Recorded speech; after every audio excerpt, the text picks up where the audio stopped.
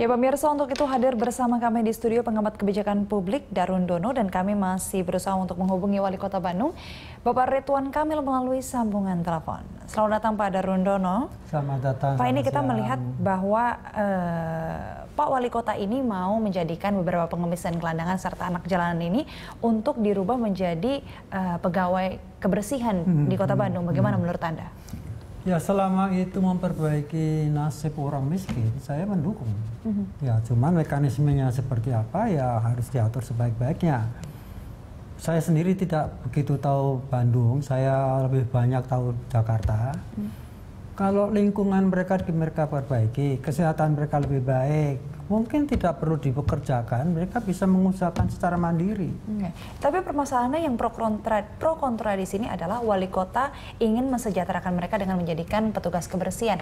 Namun ditolak oleh para pengemis ini dengan mereka bilang bahwa penghasilan mereka menjadi pengemis ini lebih besar daripada 700.000 sebulan digaji wali kota, namun sebenarnya mereka bisa menghasilkan 700.000 per hari dengan hanya mengemis saja. 700.000 per hari. Iya. Bagaimana menurut Anda? Ya, ujung-ujungnya itu public policy ya, kebijakan publik itu ya memang harus pro-poor ya. Tapi menurut hemat saya kalau minta gaji berapa, 700.000? 4 hingga 10 juta. Mereka meminta gaji 4 hingga 10 juta, namun wali kota hanya bisa ngasih 700.000 per bulan. Pada hemat saya ke wali kota cukup reasonable ya. Ya, maksud iya sih sampai sekian puluh juta ya. Dan nanti kalau gaji, maafkan ya, uneducated people sampai segitu itu harus pegawainya mau digaji berapa. Ini kan akan terjadi kesenjangan yang nggak menghinakan, ada ya kecemburuan dan sebagainya. Tapi menurut Anda, mengapa sih gelandangan, pengemis, lalu anak jalanan ini masih liar berada di jalanan ibu kota Jakarta dan juga Bandung? Saya kira kok jalan keluarnya harus melalui sosial ya. Sosiologi memakan peranannya sangat penting. Seberapa penting? Bagaimana menjelaskan? Kalau di Jakarta misalnya anak yang kampung yang tawuran terus-menerus, pendatakannya sosiologi. Oke, saya kembali ke beberapa puluh tahun yang lalu. Orang miskin di kota Jakarta itu 60%. Ya, miskin. Ya, jumlahnya besar sampai 5,5 juta. Tapi oleh Pak Ali Sadikin, permukiman mereka diperbaiki, bukan rumahnya tapi lingkungannya. Lingkungannya diperbaiki, kesehatannya mereka baik, produktivitas mereka baik, maka mereka pun pendapatannya naik. Sehingga pendidikan anak-anaknya pun juga baik. Jadi perbaikannya bukan perbaikan rumah tapi lingkungannya. Ya. Nah ini tapi permasalahannya adalah mungkin pendekatan sosiologi yang Anda bilang itu benar, namun para pengemis ini sudah money oriented sepertinya. Ya, barangkali di sini perlu adanya kebijakan Pemda Bandung. Bagaimanalah sosialisasi dulu, diberi penjelasan loh. Kalau kamu begini, masa depanmu lebih baik, mungkin anak-anakmu lebih baik, lebih sustainable. Sebaik-baik proyek kalau itu sustainable, tapi kalau hanya ya saya terima 10 juta, tapi kalau hanya bertahan sekian bulan apa artinya? Baik. Harus berkelanjutan, itu kuncinya begitu. Baik, Pak Darun Dono, kami akan lanjutkan, namun kita harus jeda dulu sejenak. Pemirsa jangan kemana-mana, tetaplah di Dialog Berita 1. Baik, Pak Darun Dono, ini ada beberapa komentar dari masyarakat dan juga selebritis. Ini tadi ada yang juga yang menarik bahwa banyak pengemis yang menggunakan rasa iba. Kalau Bapak lihat sendiri dari evaluasi Bapak, modus-modus apa saja sih yang biasanya dipakai oleh para pengemis ini akhirnya mengundang masyarakat menjadi iba dan akhirnya kasih uang ke pengemis? Menurut hemat saya mereka bermodal penampilan. Pura-pura sakit, pura-pura cacat, baju rembeng.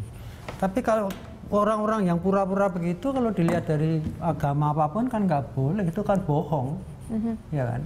Apa kita mau nanti membanggakan Bandung sebagai kota pengemis? Ya enggak lah. Saya sebagai mantan orang pemerintah, orang DKI, ada cara-cara lain lah. Seperti apa menurut Anda caranya? Kita mau menciptakan kota pengemis kan nggak bisa lah. Diberi peluang lain, diberi pendidikan. Ya. Akhirnya kan ya baik buruknya suatu kota itu kan tergantung dari tata kelola pemerintahan yang baik. Ya Pak Ridwan Kamil ya lebih banyaklah diskusi dengan para sosiolog gitu ya. Saya kira pasti ada jalan keluar. Jadi menurut Anda memang sebenarnya lebih ke arah pembetulan sosiologi budaya dan juga pendidikan agar pengemis ini tidak berkembang menjadi lebih banyak begitu. Oke, ini mungkin radaan flashback ya.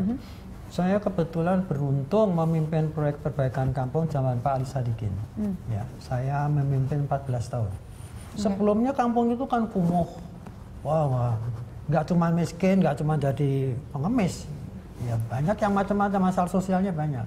Tapi permasalahan di sini ada yang menarik, para pengemis ini ternyata berpendapatan besar. Nah, ini kita juga sudah tersambung bersama Wali Kota Bandung, Pak Ridwan Kamil. Halo. Halo, selamat siang, Mbak. Ya, Pak Ridwan Kamil, ini bagaimana Pak dengan kelanjutan dari rencana kebijakan pemerintah Kota Bandung yang baru untuk membersihkan jalanan Bandung dari para gelandangan dan juga pengemis dan serta anak jalanan dengan menjadikan mereka sebagai petugas kebersihan? Ya, ini sudah berjalan dan alhamdulillah sudah lebih dari 30 bekas pengemis dan gelandangan yang kita pekerjakan diperbantukan untuk menjadi petugas kebersihan dan penyapu jalanan.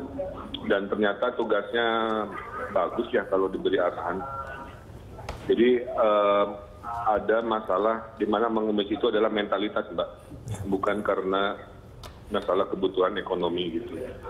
Karena posisinya hanya meminta dapat uang gitu, memanfaatkan belas kasihan orang, sehingga dirubah etos kerjanya untuk bekerja memang tidak mudah. Tapi dari sekian banyak kita sudah ada resmi sekarang 30-an yang bekerja. Mudah-mudahan dengan pola ini kita bisa pelan-pelan mengikis permasalahan di Kota Bandung khususnya. Karena kami punya dua masalah kota. Apa utama Anda ini untuk melancarkan proyek ini begitu? Kenapa? Apa sebenarnya alasan utama Anda akhirnya ingin melancarkan proyek ini menjadikan para pengemis ini para pekerja kebersihan di Kota Bandung? Apa alasan utama Anda? Ya gini, saya diwarisi Kota Bandung yang kotor ya, banyak sampah gitu. Sehingga dengan tenaga kebersihan yang sekarang tidak mungkin membereskan kota ini secara rutin. Nah oleh karena itu kita punya dua masalah. Satu masalah kotanya yang sedang harus dibersihkan. Kedua masalah gelandang pengemis yang banyak ada di persimpangan jalan. Jadi dua masalah coba diselesaikan dengan satu solusi berupa tugas kebersihan yang memang dibutuhkan oleh mantan gelandangan pengemis yang kita didik, kita latih jadi petugas kebersihan dan kita bayar dengan angka sewajarnya seperti itu. Ada juga yang tidak mau, nah yang tidak mau ya kita tindak tegas. Pilihnya adalah bekerja atau dirazia. Sederhana itu saja. Dan ternyata so far so good ya. Ya Pak Ridwan Kamil, ini tindakan tegasnya hanya razia saja begitu? Tidak Mbak, jadi kan kita ada klasifikasi ya, bagi mereka yang KTP Bandung itu yang diberi kesempatan untuk dipekerjakan, yang bukan KTP Bandung itu kita pulangkan, yang anak-anaknya kita salurkan ke tempat-tempat penampungan anak jalanan. Karena di Bandung itu ternyata sebagian besar pengemis dan itu tuh ternyata dari Jawa Tengah Mbak, hasil penyelidikan gitu. Jadi banyak yang memanfaatkan ekonomi Kota Bandung untuk mengemis yang ternyata sebagian bukan berasal dari Kota Bandung sendiri. Oke. Pak Ridwan Kamil, ini permasalahan yang sering terjadi adalah pada saat peraziaan, ini para pengemis akhirnya dirazia, namun banyak juga yang mereka kembali lagi ke Kota Bandung. Apakah tidak ada opsi ataupun wacana untuk mengembalikan mereka ke Jawa Tengah begitu, seperti yang tadi Anda katakan? Ya. Jadi kan solusinya 3, yang ber-KTP Bandung kita salurkan untuk petugas kebersihan, yang tidak ber-KTP Bandung kita pulangkan, dan razia itu kita rutinkan. Kuncinya kan ada di konsistensi ya. Kalau razianya hanya seminggu sekali, mereka besoknya datang lagi. Jadi sekarang razia itu tiap hari. Dan saya perintahkan petugasnya setiap merazia harus kirim foto ke tim kita untuk membuktikan bahwa mereka bekerja merazia rutin dengan bukti foto sebagai alat komunikasinya. Baik, Pak Ridwan Kamil, tahan dulu, kami akan jeda dulu sejenak. Pak Darundono, kami akan lanjutkan dialognya, namun kita harus jeda dulu sejenak. Pemirsa, jangan kemana-mana, tetaplah di Dialog Berita 1. Pemirsa, di segmen ini ada satu lagi narasumber kami di studio, Kepala Seksi Rehabilitas Suku Dinas Sosial Jakarta Selatan Miftahul Huda. Namun sebelum kita lanjutkan perbincangan, berikut informasi mengenai modus yang kerap digunakan pengemis untuk menarik simpati masyarakat.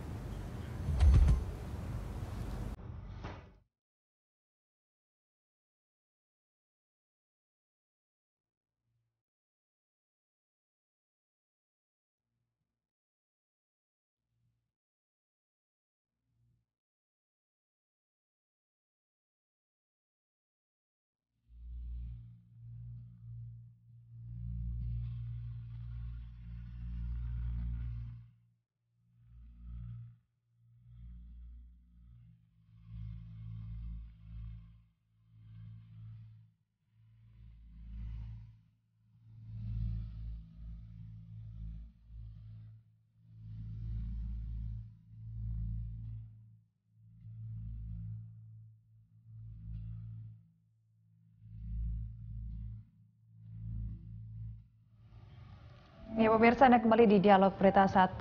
Selamat datang Pak Miftahul Huda sebelumnya. Tadi kita juga sempat berbincang dengan Pak Ridwan Kamil, Wali Kota Bandung. Namun ini kan sebenarnya masalah pengemis dan anak jalanan ini bukan hanya di Bandung. Kita tarik sekarang ke Jakarta. Anda berbicara banyak sekali para pengemis yang berpenghasilan tinggi. Nah ini evaluasi Anda bagaimana mengenai hal ini? Apakah memang betul banyak sekali pengemis yang berpenghasilan tinggi, akhirnya banyak yang akhirnya kontra pada saat dijadikan petugas kebersihan? Mereka tidak mau 700.000, mereka maunya 4 hingga 10 juta. Bagaimana ini? Ya memang pengemis itu adalah sebenarnya bukan masalah dia uangnya, tetapi miskin hatinya. Jadi dia itu mengemis karena memang kepinginnya enak, jadi nggak mau kerja yang berat-berat, pokoknya kerja yang ya tinggal menadahkan tangan, orang ngasih. Sebenarnya intinya di situ mindset mereka. Nah, karena masalah penghasilan besar itu bagaimana acting, kata Pak Daruda. Tadi juga kita melihat gitu. Beberapa modus acting banyak sekali. Nah ini gimana evaluasinya? Itu pernah saya wawancara dengan salah satu media, itu 8 acting. Ya intinya mereka itu sebenarnya acting itu bukan beneran.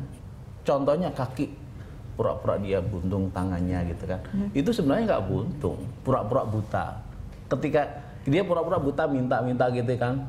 Ketika kita ambil, dia nggak buta, pura-pura dia pincang. Nanti ketika kita ambil nggak pincang dia. Nah, jadi sebenarnya mereka itu semua adalah seperti sinetron aja gitu. Seperti Mbak katakan tadi, adalah acting aja. Bagaimana intinya gini, semakin pengemis itu belas kasihannya tinggi, semakin orang kasihan, ya semakin banyak dia penghasilannya. Gitu loh. Gimana Pak Darundono melihat ini? Ternyata banyak masyarakat Indonesia yang lebih memilih untuk acting di jalanan daripada bekerja keras. Mbak Winda, mungkin saya lahirnya kecepatan, jadi saya harus menyinggung ini dari segi pertama secara ilmiah ini masalah sosial. Tapi kalau dijunjung ini masalah agama. Acting ini kan bohong, Mbak. Penipuan. Dilarang oleh agama kan, agama apapun. Jadi memang tugasnya Mas Huda ini nggak ringan. Ya. Kapan kita membiarkan terus-menerus orang itu berpura-pura, kan nggak boleh gitu ya. Jadi pada hemat saya sosiologi memang harus ditegakkan, tapi juga keimanan juga harus ditegakkan. Menurut saya, kalau saya di tempat Pak Ridwan Kamil, saya akan berbuat yang sama. Ya. Dan kita juga harus menghadapi kenyataan dimanapun ada pembangunan, kita tidak bisa menahan urbanisasi. Orang datang dari daerah ke dalam yang kurang pendidikannya ya mencari nafkah yang gampang. Yang paling gampang ya acting pura-pura miskin, pura-pura cacat. Nah itu kan juga mentalnya juga harus ikut benahi, Mbak. Ya. Memang tidak ringan, tapi harus terus-menerus. Masa ya Bandung dulu itu disebut Paris Van Java, kok sekarang waduh tempat jadi kota pengemis begitu. Kan ya memalukan. Tapi Pak Miftahul Huda sendiri sebenarnya di Pemprov DKI Jakarta sendiri sudah mengeluarkan perda soal dilarang untuk kasih uang bagi pengemis. Hingga saat ini kan ternyata realisasinya tidak 100% begitu Pak. Gimana menurut Anda akhirnya nanti? Sekarang kita sudah gencar-gencarnya untuk menangani PMKS jalan. Istilah kita PMKS itu kan bermacam-macam, salah satu adalah pengemis ini. Kita menempatkan titik-titik pengemis itu menempatkan titik-titik petugas. Jadi di titik-titik tempatnya pengemis itu kita tempatkan petugas supaya mereka jangan mengemis di situ. Nah, untuk tingkat DKI kita menjaga 15 titik. Suku Dinas Jakarta Selatan menjaga 3 titik. Jakarta Utara, Jakarta itu semua dijaga. Tapi belum semua titik, tapi masih sekitar 20 titik lah. Nah, ini adalah agar mereka tidak mengemis di titik-titik yang dijaga tersebut. Ini adalah upaya-upaya kita agar mereka tidak merajalela di jalan, gitu. Dan kemudian selain itu juga kita memberikan solusi-solusi. Ya, diantaranya kita bawa ke panti, nanti kita rehabilitasi, kita bawa ke panti di Balaraja, nanti kita bawa disalurkan ke perkebunan kelapa sawit. Tapi hal itu semuanya kan berpulang dari keinginan dia. Berapa persen yang berhasil, Pak, dari semua yang tadi dikasih ke panti ataupun ke perkebunan kelapa sawit? Ya, kita kalau yang perkebunan kelapa sawit bisa di atas 70%. Tapi kalau yang di panti, di rehabilitasi kita pulangkan itu ya seperti saya yang ngobrol tadi dengan Wali Kota Bandung, kan mereka kembali lagi. Kembali lagi. Iya. Baik, kita akan lanjutkan dialog ini, namun kita harus jeda dulu sejenak, Bapak-bapak. Pemirsa jangan kemana-mana, tetaplah di Dialog Berita 1. Ya, nah kembali di Dialog Berita 1. Bagaimana nih Pak Huda, dulu kita lihat bagaimana tanggapan Anda melihat komentar-komentar warga ya, ini? Ternyata alhamdulillah warga-warga pada positif tanggapan bahwa mereka tidak akan memberi dan membeli di jalan. Itu adalah suatu sikap yang bagus sih Pak ya, saya kira. Kalau jadi saya teruskan dulu. Sebenarnya pengemis ini kan seperti dagangan ya. Kalau tidak ada yang memberi, tidak ada membeli, tidak ada memberi dan beli di jalan, tidak ada orang mengemis di jalan. Ini benar, Pak? Ini jadi ada efek supply demand juga ya? Iya, benar. Ada teori ekonomi juga di sini. Kalau Pak Darunono sendiri bagaimana melihatnya? Saya ini sebetulnya seorang teknisi, tapi lebih banyak mengamati masalah sosiologi. Kok pengemis? Di Jakarta itu ada beberapa tempat yang terkenal dengan tawuran. Tapi pendekatannya sosiologi. Anak-anak mudanya disuruh main band, suruh setiap hari apa tertentu mereka main bersama. Dikasih aktivitas begitu? Aktivitas gitu. Dan tetap kuncinya adalah sosiologi menurut saya ya. Kalau dari Pak Huda sendiri bagaimana? Ini kan kita merunut lagi kepada perda dari Pemprov DKI Jakarta ini, bagaimana hasilnya dari tahun 2008 ya? 2007 perda ini dikeluarkan, lalu hingga saat ini sudah berapa yang akhirnya dikenakan sanksi? Ini kan ada sanksinya pidana paling singkat 10 hari, paling lama 60 hari, atau denda 100.000 atau paling banyak 20 juta.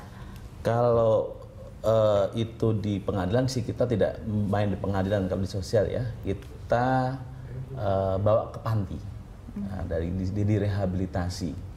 Jadi dia dimasukkan ketika mereka mengemis di jalan, terus kita ambil bawa ke panti, nanti mereka diberi support, memberikan motivasi, nah dipilah-pilah bagi pemberinya pengemis. Kalau itu belum kita di panti dulu kita ngomong. Kalau nanti mereka itu yang sudah tidak produktif, ya kita pulangkan kalau memang dia alamatnya jelas. Tapi kalau dia nggak punya siapa-siapa, kita masukkan ke panti jombo kalau udah tua. Kalau dia produktif juga, seperti yang saya katakan, dipekerjakan ke Kalimantan, ke Sumatera gitu. Bagi mereka yang punya aktivitas dagang, kita kasih modal. Alhamdulillah. Pemirsa mungkin bisa melihat sekarang Jakarta ya pengemis di jalan agak berkurang, bener nggak? Iya, ya, sedikit berkurang. Ya. Gitu. Namun jadinya banyak pedagang kaki lima juga yang masih liar. Intinya kita berusaha semaksimal mungkin. Alhamdulillah sudah berkurang. Akhirnya yang tadi berdagang ditempatkan di mana Pak? Apakah ada tempat sendiri begitu? Kalau berdagang itu ya nanti kita ada tempat-tempat tersendiri untuk disalurkan ke. Pak, terakhir Pak, ini untuk para pemberi pengemis ini sudah berapa orang yang kena sanksi ini? Sepertinya saya melihat kok belum ada. Gimana Pak evaluasinya? Ya, kita kan ya sebenarnya kalau hukum kan sama Pak ya, semua sebenarnya kan, tapi kita hanya memberikan sosialisasi saja, ada pada spanduk. Kalau Bapak di Blok M itu kan ada pamflet apa-apa gitu kan, bahwa janganlah membeli dan memberi di jalan gitu. Oke, kalau Pak Darundono sendiri bagaimana? Apakah ini efek jerah hanya sebuah sosialisasi saja gitu bagi para pemberi atau memang harus dikasih sanksi yang bagaimana menurut Anda? Saya kira juga harus demikian, Pak. Tapi saya mengatakan apa yang dikatakan Mas Huda ini soft approach ya. Yaitu dengan sosiologi, dengan pendidikan, kalau perlu dipekerjakan di tempat lain gitu. Tapi kalau tidak dengan itu ya susah ya. Kalau saya melihatnya maaf ya. Cuman kesannya sekarang ini joki kok makin banyak gitu loh. Oh, ini masalah beda lagi. Nanti kita akan bahas mungkin di dialog selanjutnya. Ya, baik. Tetap kan ada kaitannya dengan kemiskinan kan itu. Baik, terima kasih Pak Darundono dan Pak Miftahul Huda telah hadir di studio Berita 1. Pemirsa, kami masih akan kembali dengan informasi menarik lainnya. Tetaplah bersama kami di Berita 1.